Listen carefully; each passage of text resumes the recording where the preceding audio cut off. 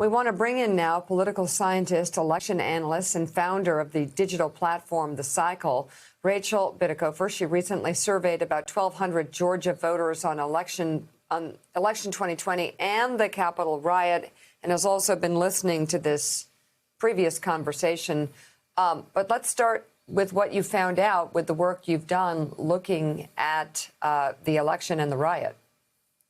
Yeah, I'm very pleased to present these results in the context of this conversation. And it's really critical because I think what we tend to do on this side of the aisle anyway, is forget about that 30,000-foot context. And, it's nice to think that Ron Johnson and Donald Trump, what they are doing with trying to pretend that the Capitol riot was, a hugging event and peaceful and non-risky is something that's a marginal or, a fringe movement thing. But I commissioned this survey because I wanted to quantify how radical are regular Republican voters. And I used the state of Georgia because of the voting legislation that was being proposed there, to demonstrate that this is not a marginal viewpoint. In fact, only 53% of overall Georgia's electorate view the Capitol riot today as an armed insurrection. And that is driven predominantly by the fact that only 19% of self-identified Republicans in Georgia view it as an armed insurrection. And so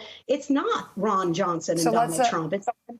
It's the entire Republican Party being fed that information through the right-wing media machine. And that is really why we're in this legitimate ongoing democratic crisis that is, feeding passion for restricting voting rights across the whole country and putting in measures that are going to allow them to invalidate. Even if you get around these new suppression laws, they're putting in backstops that will allow state legislatures to overturn election results. So we really need to be talking more about this in a 30,000-foot democratic crisis type of frame, I think. Anna Palmer has the next question. Anna? Yeah, I just want to follow up on what you were talking about the fringe versus the mainstream, because I think in the Capitol, we see a real difference between Ron Johnson as being an outlier compared to a lot of Republicans. What did you find in the survey between, is it really the fringe, or is it actually just mainstream Republicans having these same kinds of ideas?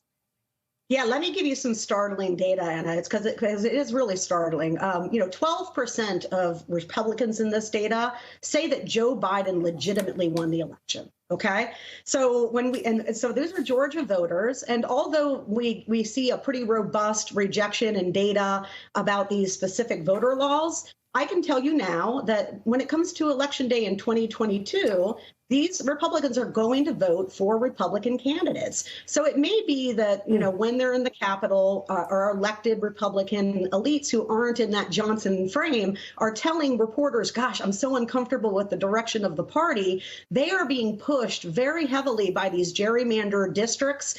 And we're about to undergo another gerrymander. We're already down to about 15% of overall House seats being competitive. If the Republican Party doubles down and does another partisan gerrymander, which is what their intention is to do to take the House majority, we are looking at a 2022-2024 cycle in which the GOP is giving us every indication that this time they're putting in the mechanics to contest the results of the 2024 election, no matter which way it comes out. So we're really in a crisis situation. And the unfortunate part is that we're not talking about that. We're talking about micro issues, which are important, but ultimately it doesn't matter what's happening at the border, on healthcare, on COVID, if your democracy is coming down in flames around you and no one's talking about it. I mean, it is such a critical insight, Rachel. Thank you for being here. And it is critical. It's, every time we have a story about January the 6th and we show the footage from that day, it bears repeating what happened. It's just like I said about 9/11, which was an attack on our country and the Pentagon. It's something that we needed to show. It's something that we needed to talk about. It's something that we needed to plan for the next attack on. And here, when the United States Capitol is overrun by domestic terrorists and police officers die, and you have police officers being brutalized. And our democratic process stopped in its tracks. Well, and it is the definition of sedition where a conspiracy to commit sedition, where people planned and then moved in to stop the constitutionally required counting of electoral ballots. That is sedition. And it happened while we were all watching on television. Law enforcement allowed it to continue to happen far too long. We had a sitting president who was actually sitting there gleefully watching as police officers were brutalized and beaten with American flags, wondering why other people in his office weren't cheering along with him. We had Republicans like Kevin McCarthy calling on the phone, screaming, begging for help. The president at that time refused to offer help.